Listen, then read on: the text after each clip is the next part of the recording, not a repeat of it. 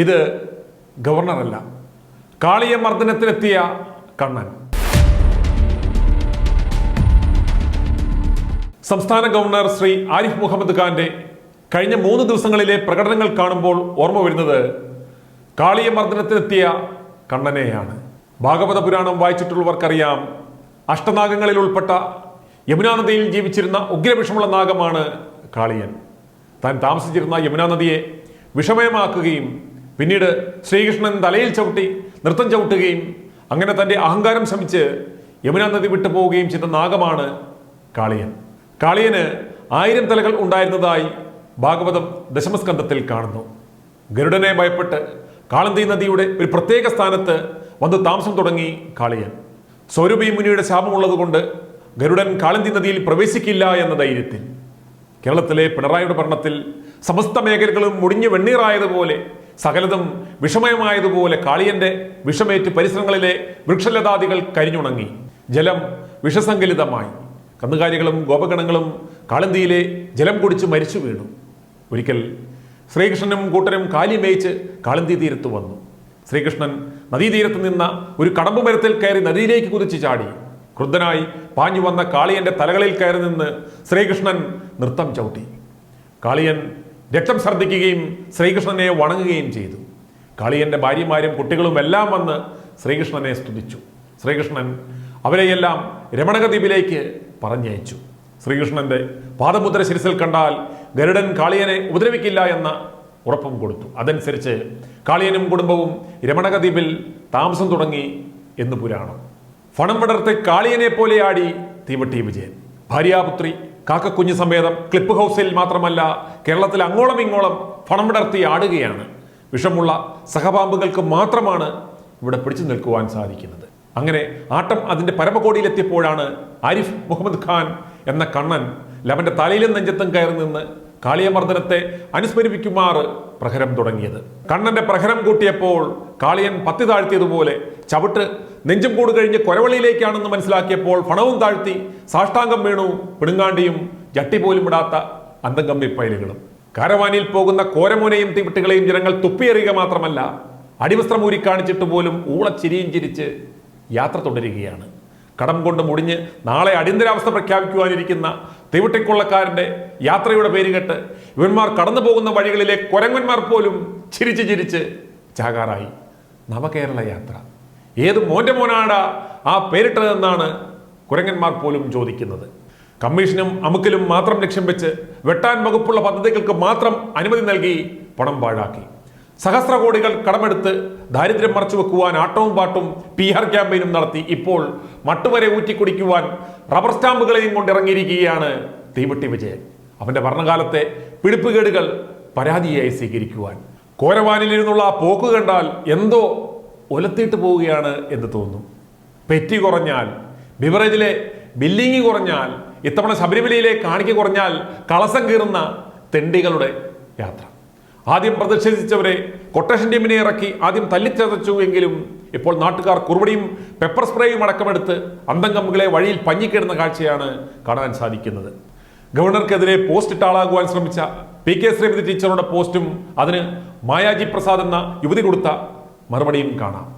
Mister Arif Muhammad Khan, മാന്യതയില്ലാത്ത താങ്കൾക്ക് ഗവർണറുടെ സ്ഥാനത്തിരിക്കുവാൻ യോഗ്യതയില്ല. ഇനി മറുപടിയാണ് രസകരം. ടീച്ചറെ, പഴയ തയ്യൽ പണി ഓർമ്മയുണ്ടേൽ ആ SFI പിള്ളേർക്ക് കുറച്ച് ഷഡ്ഡി മേടിച്ചു കൊടുക്കുക. ടീച്ചർക്ക് ചെയ്ത തൊഴിൽ ഓർത്തെടുക്കുകയും ആകാം. നാളെ ബംഗാളിലെ പാർട്ടി സെക്രട്ടറിയെ പോലെ വരുമാന മാർഗവുമാകും. കേരളത്തിൽ ജനങ്ങൾക്ക് ലോപ്പടം കാണാതെ ഇരിക്കുകയുമാകാം. ചക്കക്കുരു എറിഞ്ഞ് ഡൈനാമിറ്റ് മേടിച്ചു പിടിച്ചു. കുട്ടി സഹാക്കന്മാർ ജെട്ടിയിടാതെ നിന്ന് പിന്നാമ്പുറം കാണിച്ചു നിന്ന് കുരച്ചാൽ ഗവർണർ പേടിച്ച് നാടുവിടുമെന്നും അന്തം കമ്മിറ്റീംസ് കരുതി. CPA പണ്ട് ഒലത്തി എന്നൊക്കെ പറഞ്ഞാണ് മുദ്രാവാക്യം ഇപ്പോഴും വിളിക്കുന്നത്.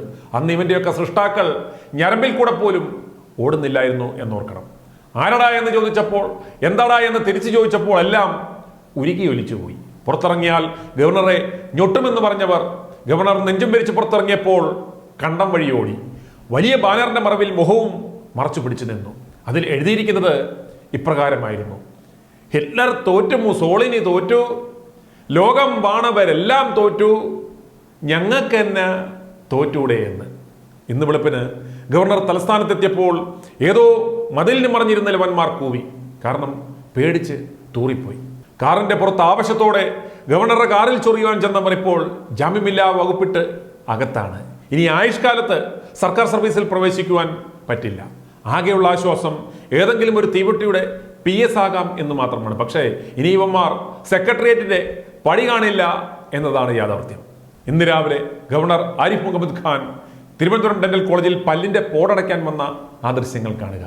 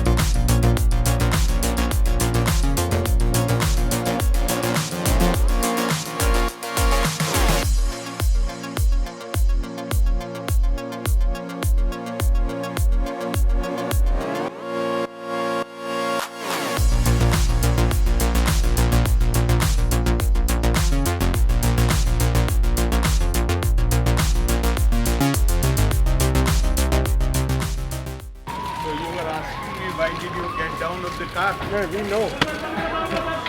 I should allow them to attack me. Create the pain of the... Yes, how is your health? My health is good. Okay, Thank thank God. you.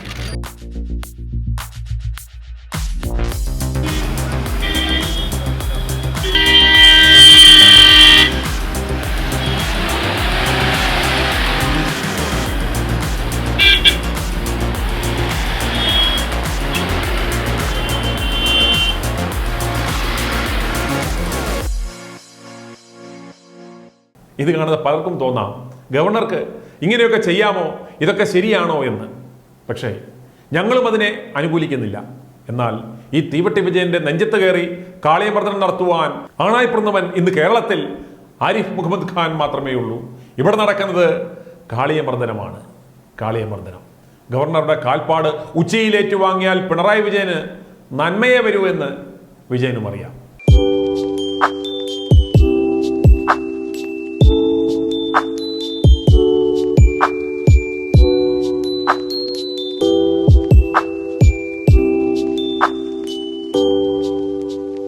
i2i news subscribe ചെയ്തിട്ടില്ലാത്തവർ ഇപ്പോൾ തന്നെ സബ്സ്ക്രൈബ് ചെയ്യുക.